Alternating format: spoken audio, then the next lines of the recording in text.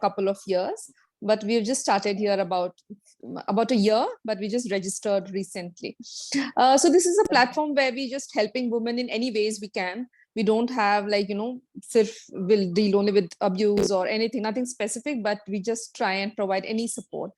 And we started this chat show or this chat session called the Badass Beauty, just so, we can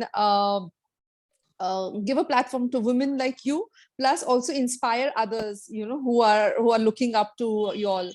So I think you're doing a commendable job. I mean, I'm at loss of words, especially because I was going through your website today because I had to do my homework. So I mean, it is amazing. I think you're doing it such large scale and empowering rural women. And it's a very difficult task. It's not that easy.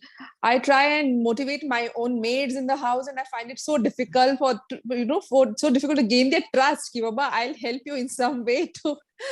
But I think you're doing an awesome job. Yeah, Anita, so starting from the basic, if you would just like to tell us few things about your childhood, where are you from, what's your education like? Sure.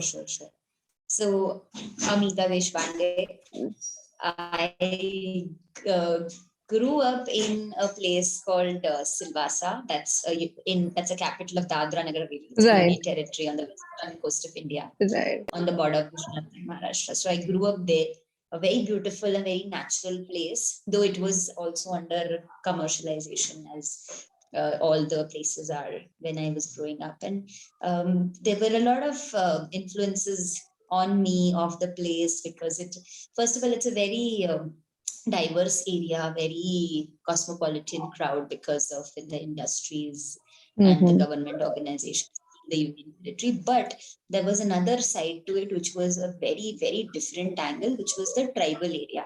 So 70 to 80% of the union territory had forest and tribals living in the forest. So it was always, I always felt that I want to do something for them. If possible, I want to work for them, develop something for them.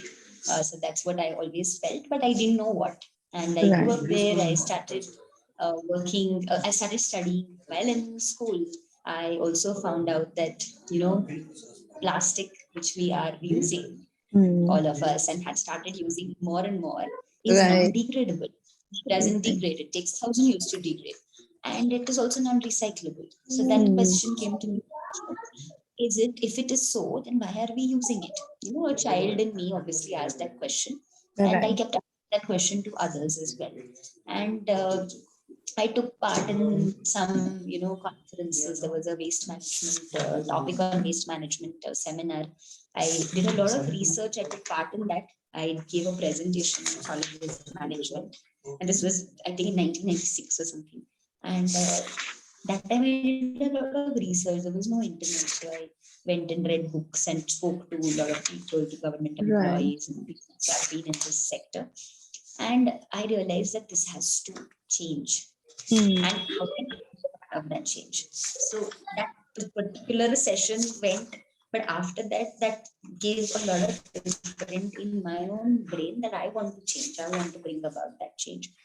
So I continued that kind of a lifestyle where I myself reduced my own, creation of waste. I kept telling that to my family and, sort of lived that kind of a lifestyle. And when I grew up, I didn't know that again there's a career possible in it. So I continued to do my, the regular career options that you have. I didn't want to be a doctor, so obvious choice was being an engineer. So I went on to do my engineering degree from Pune, because that is where I moved to for further education, and started working in an IT company. But somewhere inside me, I wanted to change. I wanted to do something more meaningful in life.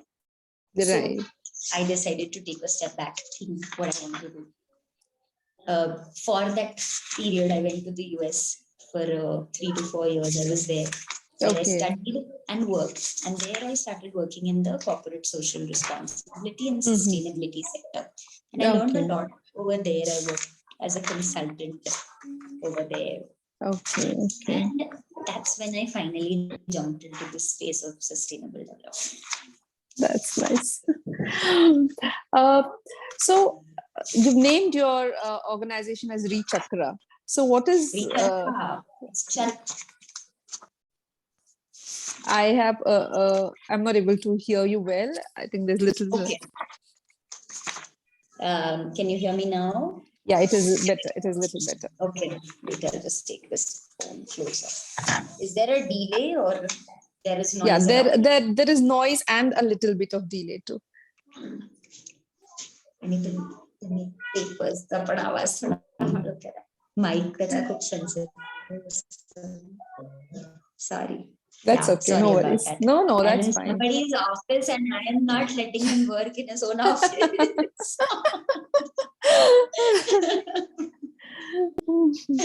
So, so the organization's name is reCharkha. Okay. Charkha. Okay. There is a super Charkha that is important. And when we start, when I show you what we do, this is what we do. Right. Upcycle plastic. And the method of doing that uses a charkha and a hand loom. And charkha has been an integral part of our own tradition. So how are we bringing back the charkha to solve today's problem? Right. That is what reCharkha is all about. Charkha means okay. How did you get this idea? Is there anything behind it that plastic can actually be woven into a fabric? I think that's amazing, right? I mean, in my wildest dream, I don't think I would have got this idea if I had not come across your site ever. that is the best thing, Yeah. So the whole point when I started on this journey that I want to do something with this waste. Okay. So that time I was freshly back from the US with a lot of enthusiasm that I want to start a social enterprise. But social enterprise doing what? So my lifetime bachpan ka passion was about waste. So let's start something in the field of waste management. Right. That was my. But again, I didn't want to do something which was very industrial, typical recycling industry where you're just dealing with loads and loads of waste and using machines. So along with waste management, the other very, very important problem of our country is livelihoods. And especially livelihoods in rural areas and tribal areas where no other source of livelihood is available. In the city, kuch log kar lete hai, people go find some work, earn some money and live their living. But in rural areas, that's not possible. So how can I marry these two things, the waste management and environment conservation and social development and livelihood development? How can these two things be brought together? So that's when the idea struck that what if we bring back our tradition, which is craft, into the picture? Because after agriculture, what gave us livelihoods traditionally was handicraft, right? So how can we use handicraft and make something meaningful from plastic waste? So during the whole research process, I came across lots of organizations who've been doing various things, but I wanted something which is more scalable, something that can be taught to more people and more products can be made. So this particular idea of weaving it on a charkha came into the forefront, and that's where we started experimenting with it more and finally came up with the product of upcycling it using a charkha. So do you have you're the only one running this, or do you have any support? Do you have any partners? Yeah, of course. I have a team of 32 people with reCharkha. Okay. Yeah. And I would say everybody is equal part of the organization. So I just happened to start it, but without people who have been a part of our team since for 6 years, 5 years, all of them have been very, very important. And I have my husband is my business partner as well. Oh, nice. Okay. He's also, so he's also an integral part of the entire process. Right. And that's nice that all the 32 members probably share the same passion and the same dream, otherwise it's very difficult to work in such an organization. Yes, that's nice. And just a second. So you also mentioned something about the logo in your one of the blogs, I think in one of the articles. So is there Yes. anything behind that? Yes, actually. So can you see the logo? Yes, yes, yes, So yes, yes. I see. there is a woman. Right. So it's actually a Varli drawing, because Okay. the tribals whom we work with are Varli tribals. So this is a Mm-hmm. Varli drawing of a woman, Right. a kind of a stick figure. And then there is a charkha, which Sure. she is using. But Reuse. that Huh. charkha is in the form of a recycle symbol. Recycle. Right, right. That's nice. That's very innovative. So that's Yeah. the whole thought process behind reCharkha, that Charka. we are reviving the charkha to solve today's problem of plastic waste. That's nice. So you have been working with so many people and also trying to empower women. So how was that aspect of getting these tribal women to trust you, to get them to work, to upskill themselves? Well, has it been easy, or they have their own share of doubts? I believe. I mean, yeah. So it is definitely difficult to get people and tell them something which they've never even seen. Like they had never even seen that something like this can happen, something like they can make a fabric. They didn't even think about it in their entire life. So when we Right. started there, so we chose that particular village because we had a presence there. I grew up in a town close to the village, so we knew the people there. We knew Mm-hmm. the important people over there. So we Right. got rid of a place, and one, like, who's our supervisor right now, we got hold of one boy and we taught him how to do it. Okay, and he's Okay. also a school dropout, so he was on the verge of escaping into the city to do some work in the city, but we were Okay. like, wait back, you were here with us. Okay. And along with that, in a month's time, we hired one woman from that Mm-hmm. village. Mm-hmm. Then another. ऐसे करते करते we have about 18 people in the village now. Okay. And in parallel, in the city, in our Pune unit, we have a bunch of people who are making the final product. So Okay. the charkha and handloom and making the fabric in the village. And the final product, like this bag that I have, for example, it is stitched. Okay. And Mm-hmm. then the work happens in the city in Pune. So here also we have more women than men. So we Okay. had a women majority, about 70-80% of us are women. Right. So it is not difficult. Actually, it is better to have more women in the team, Yes. because they are very sincere and they work really hard. Hard. And they work with a lot of passion and a lot of sense of responsibility. Right. Right. Right.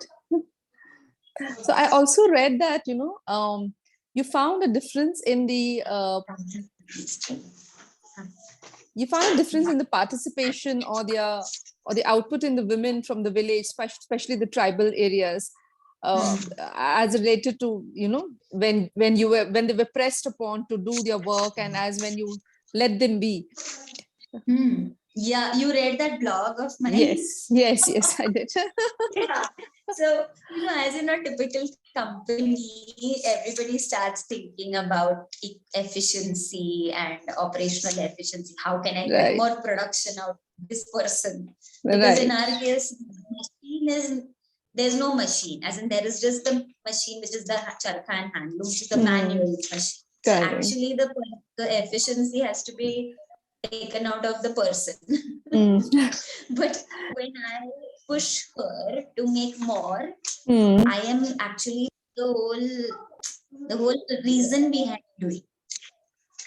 So that's why I decided that rather than the working shift, which is typically an 8-hour shift, I'll make the shift of 10 hours and I'll let them work.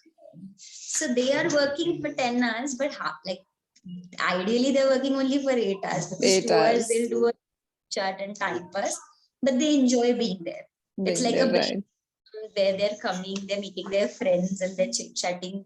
They go outside, pluck a mango, pluck a guava from the orchard, eat it, sit there, do some time pass. So that is all. That's all and taken into consideration while planning the work. picture there. That's nice. That's very sweet.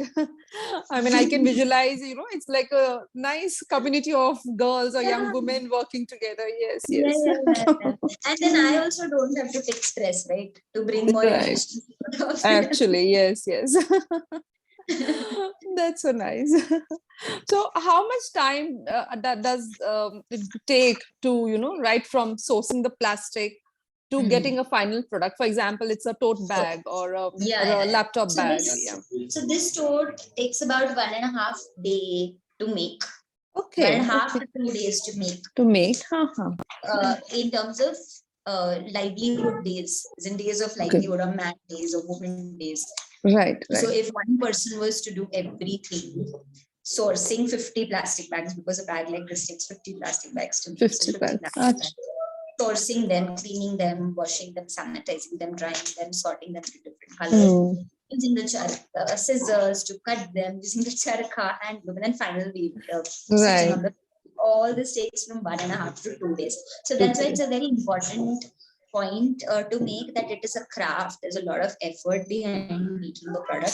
So we really appreciate if the people who are going to support our organization, which is the buyers, support us for that effort.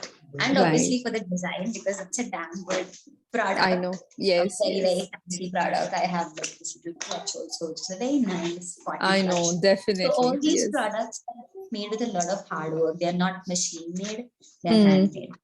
Right. So that's the whole idea we are trying to put forth Right. in front of our customers.